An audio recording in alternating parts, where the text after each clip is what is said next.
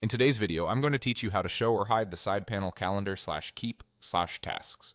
We'll walk through the right side panel for calendar, keep, and tasks, and the left side panel where your inbox and labels live, so you can quickly adjust your Gmail workspace to match what you need.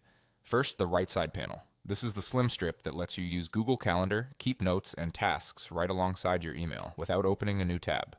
If you don't see it yet, look to the very bottom right corner of your screen. Click the Show Side Panel icon, which looks like a small arrow or caret pointing left.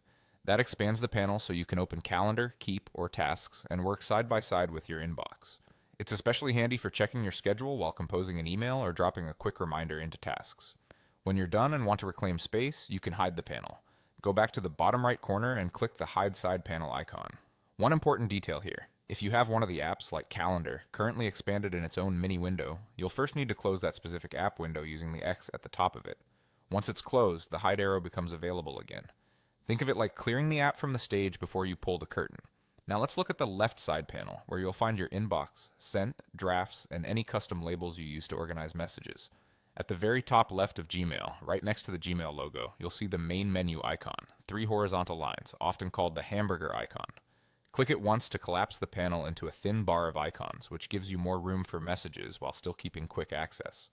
Click the same icon again to lock the panel open so it stays fully visible. A few quick tips as you work.